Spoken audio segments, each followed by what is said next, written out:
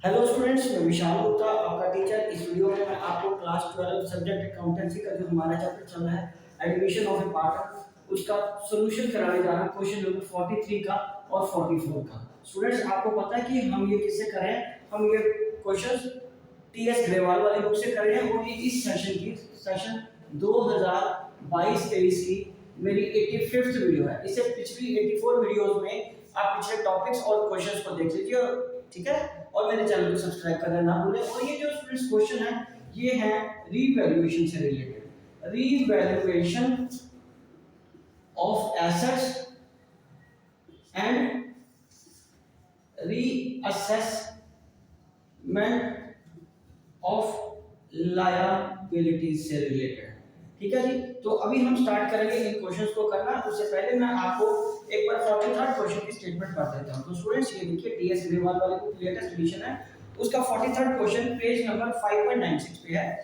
ठीक है जी। तो पहला क्वेश्चन मैं पढ़ने जा रहा हूं 43। Arun and Vijay are partners in a firm sharing profits and the losses in the ratio of 3:2। उनकी बैलेंस शीट का एक्सट्रैक्ट दिया हुआ है, मतलब बैलेंस शीट सारी नहीं दी, उसमें से कुछ इंफॉर्मेशन आपको अवेलेबल कराई गई है।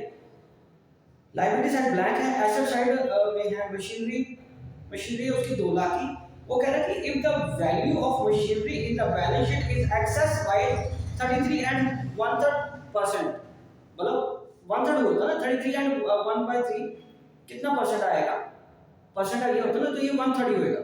Find the value of machinery to be shown in the balance sheet. Balance sheet में मशीनरी किस वैल्यू में शो करनी चाहिए? तो इसमें 33 एंड 1/3% इंक्रीज करके लिखा होगा। हमें वो फिगर ढूंढनी है जो माइनस करके एक्चुअल वैल्यू पे एसेट्स पे लिखी जाएगी। इसकी कोई जनरल एंट्री नहीं करनी। मैं आपको बताता हूं ये क्वेश्चन को कैसे अटेम्प्ट करेंगे। स्टूडेंट्स, एक चीज याद रखिए, जब ये वो कह रहा है कि 33 एंड 1/3, तो वो कितना बन जाएगा? वो बन जाएगा 1/3। ठीक है। मैं आपको अभी सॉल्व करके बताता हूं कि इसको कैसे करना है। ये वंस और ऑल हमेशा के लिए आप याद रखना। अब ये देखिए 43rd क्वेश्चन में, ठीक है, इसकी मैं बात करूं। वो कह रहा है 33 1/3%। पहले तो हम इसको सॉल्व करते हैं, क्वेश्चन तो मैं बाद में करूंगा, क्योंकि जब तक इसी को नहीं क्रैक करेंगे तो आगे क्वेश्चन कैसे होगा। तो ये अगर 33 1/3 into 1/100 होता ना, ये तो ये 33 से 100 में 100 100/3 और 1/100, तो ये इसे कट गया, तो ये कितना रह गया? 1/3। तो 1/3 परसेंटेज कितना बन गया आपका? 1/3%। ठीक है। और अगर परसेंटेज साथ में लगा लोगे तो इसका मतलब ये इसका 1/3 परसेंटेज आ गया। ठीक है जी, 1/3 परसेंटेज आ गया। अब आगे क्वेश्चन करते हैं सॉल्व कि करना क्या है। 1/3 तो समझ लग गया ना। अब वो कह रहा है कि 2 लाख वैल्यू बनी हुई है। Find it. 2 लाख वैल्यू आई है हमारी मशीनरी की जब लेट कॉस्ट या actual value cost of machinery be X. Machinery की कॉस्ट मान लो कितनी है? एक्स। कितनी वैल्यू मानी हमने? एक्स। तो ये आएगा एक्स जमा एक्स का 1/3। समझ लगी मेरी बात? 1/3 कर लिया ना हमने। तो एक्स का 1/3 जब हम निकालेंगे, वो कितनी वैल्यू बनी? 2 लाख। तो अब इसको करोगे 2 lakh is equal to x plus x/3। ठीक है जी। तो इसको क्या करेंगे अब? 2 lakh is equal to 3x plus x/3 and again 2 lakh into 3 कर लो इधर, और ये 4x हो गया। ठीक है, डिवाइडेड बाय 4 आ जाएगा और ये x आ जाएगा। स्टूडेंट्स, इसको मैंने ऐसे सॉल्व किया ना, 2 lakh is equal to 4x/3, उसके बाद मैंने क्रॉस मल्टीप्लाई करा लिया, तो ये कितना बन गया आपका? 50,000 और 3 और x की वैल्यू कितनी आ गई? 1.5 लाख। x की वैल्यू कितनी आ गई? 1.5 लाख। x की वैल्यू कितनी आ गई? 1.5 लाख। तो इसका मतलब 2 लाख में से हम क्या करेंगे? 50,000 माइनस करके फिगर कितनी आएगी? 1.5 लाख। ठीक है स्टूडेंट्स, तो ये 1.5 लाख आपको वहां दिखाएंगे बैलेंस शीट में। राइट स्टूडेंट्स, मतलब क्या होगा? जो इंक्रीज करके वैल्यू है वो 2 लाख है, लेस जो ओवर वैल्यू की हुई है 50,000 माइनस कर दो। ओवर वैल्यू अमाउंट है ना। ठीक है। तो एक्चुअल जो वैल्यू ऑफ मशीन है वो ये है, वैल्यू ऑफ मशीन। ये बैलेंस शीट में हम शो करेंगे, बस ये कैलकुलेट करेंगे। दूसरी चीज, अगर क्रॉस चेक करके भी देखना है कि क्या क्या हमारा काम ठीक है? यानी अब 150 का 1/3 कितना होता है? 50 ही तो होता है। 50 से लाके तो आएगा ना, तो ये 50 साल क्या होगा फिर? ये 50 साल ही तो इसमें ऐड करके ये बना, इसका मतलब हमारा क्वेश्चन ठीक है, हमारा काम ठीक है, वर्किंग ठीक है। ठीक है स्टूडेंट्स, चलिए ये था 43rd क्वेश्चन। अब हम आगे बात करेंगे क्वेश्चन नंबर 44।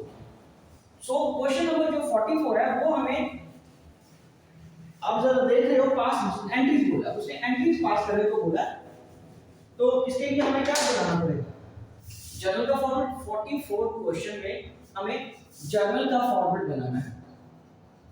ठीक है स्टूडेंट्स, तो इसमें मैं ये कर रहा हूं,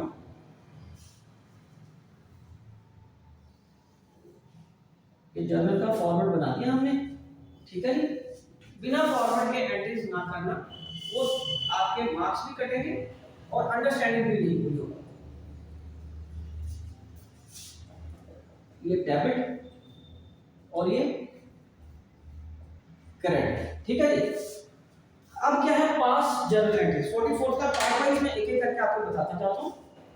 pass entries in the firms journal for the following on admission of a partner. पहला है machinery to be reduced by 16,000 and building to be appreciated bye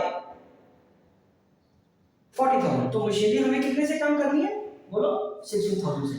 तो इसमें मशीनरी मतलब एसेट होती है। एसेट क्या होगी? एसेट कम हो रही है तो डेबिट कि जब वो क्रेडिट कर देंगे ना, एसेट क्या होती है बेटे? एसेट तो डेबिट बैलेंस है। जब कम होएगी तो हम उसको क्रेडिट करेंगे ना, तभी वैल्यू उसकी कम होगी 16,000 से। तो डालेंगे किसमें? फर्स्ट का ए, ये आ जाएगा revaluation, revaluation account debited to, हाँ जी क्या है? Machinery, machinery account, being machinery reduced by rupees 16,000। 16,000 से कम हुई है ना, 16,000 से। हाँ जी 16,000 से, तो ये 16,000 यहाँ आ जाएगा, ये क्या आ जाएगा? 16,000। और उसके बाद क्या है स्टूडेंट्स? इसका बी पार्ट 1 का बी, वो क्या कह रहा है कि बिल्डिंग इंक्रीज हुई है, एप्रिशिएट का मतलब इंक्रीज होना, डेप्रिसिएशन का उल्टा क्या हो गया? एप्रिसिएशन। एप्रिसिएशन कितने की हुई है? 40,000 की। तो यहाँ पे मैं लिखूंगा building, building account debited to revaluation, because building भी एक एसेट है और वो डेबिट बैलेंस होता है। जब वो बढ़ेगी तो डेबिट इंक्रीज होगा बाय हाउ मच? 40,000। तो ये 40,000 का ये आपका एंट्री आ गई। ठीक है जी, तो यहां लिखो B value of land increased या एप्रिशिएटेड बाय ₹40,000। ठीक है जी, चलिए अब आगे बात करते हैं, इसको अंडरस्टैंड करूंगा। ठीक है, ये एंट्री हो गई आपकी। ठीक है, अब आगे वो क्या कह रहा है? Provision for doubtful debts is to be created at 5% on debtors amounting to ₹80,000। 80,000 debtor है, उसका 5% हमें कैलकुलेट करना है प्रोविजन। तो 80,000 का 5% कितना हो गया? 4,000। तो ये रिवैल्यूएशन को डेबिट हो जाएगा, because provision for doubtful debts is a liability. Provision always is a liability. तो लायबिलिटी आपकी बढ़ रही है, प्रोविजन इंक्रीज हो रही है, तो वो 4,000 से आप क्या करोगे? उसको 4,000 से क्रेडिट कर दोगे और रिवैल्यूएशन डाल दोगे। ये ए हो गया। अभी मैं आपको इसका बी पॉइंट करके दे रहा हूं। मैं सारा जर्नल नहीं बनाऊंगा, सिर्फ इतना ही हम कर लेते हैं।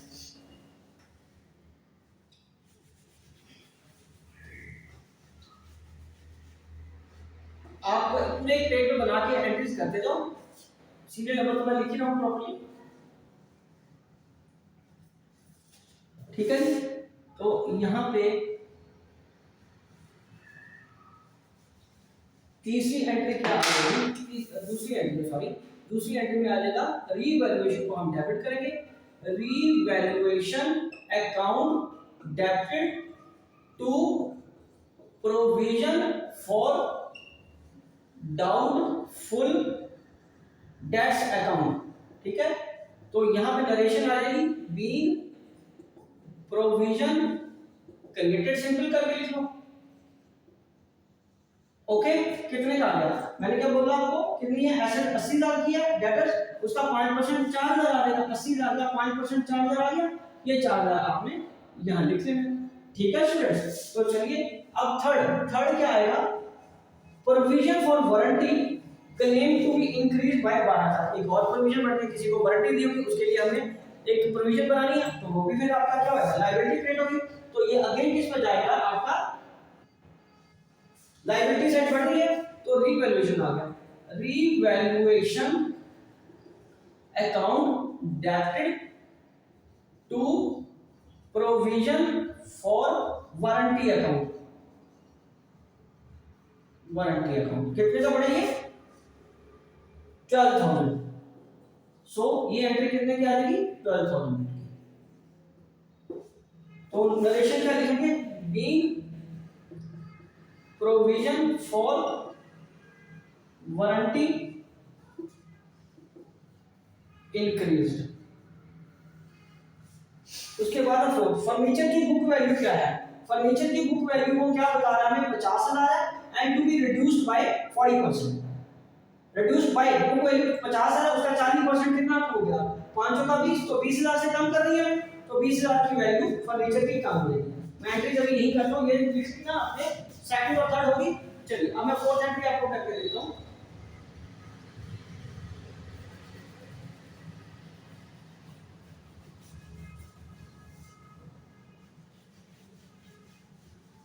फोर्थ एंट्री देखिए,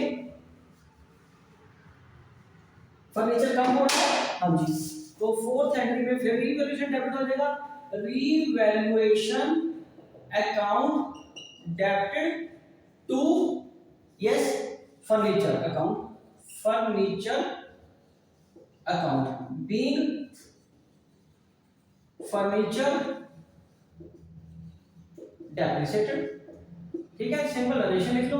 और ये मैंने बोला आपको 50,000 का 40% 20,000 आ गया, ये 20,000 यहाँ पे आ गया आपका, ओके जी। और उसके बाद आगे क्या है, फिफ्थ, फिफ्थ में क्या है, furniture to be reduce to 40,000, 40%, sorry 40% तक लेके आना, तो इसका मतलब रिड्यूस कितना करना है, 60%। सो फर्नीचर 50,000 का ही है, टू बी रिड्यूस टू 40%, पहले था बाय, बाय मतलब इसने पे से कम करना है। अब वो कह रहा है कि 40% कितना होता है, 40% तो 20,000 ही बनेगा 50,000 का, बट 20,000 तक लेके आना है, तो इसका मतलब डेप्रिशिएट कितना होगा, डेप्रिशिएट 30,000 होगा, ठीक है, ये फर्नीचर कितना डेप्रिशिएट हो जाएगा, 30,000 का। तो ये बन गया revaluation account debited to furniture account, ये कितना आ गया 30,000, ये कितना आ गया 30,000, और इसकी नरेशन फिर वही लिखेंगे, बीइंग फर्नीचर डेप्रिशिएटेड, ओके जी, ओके, ठीक है, समझ आ गया ये आपको। तो इसी के साथ ये दोनों question 43rd and 44th question complete होता है। मैं वीडियो यही कंक्लूड करता हूं। आई होप कि आपको अच्छी तरह समझ आ गया होगा। आप बाकी और नेक्स्ट क्वेश्चन के लिए मेरे वीडियोस को देखते रहें। ओके जी, डन।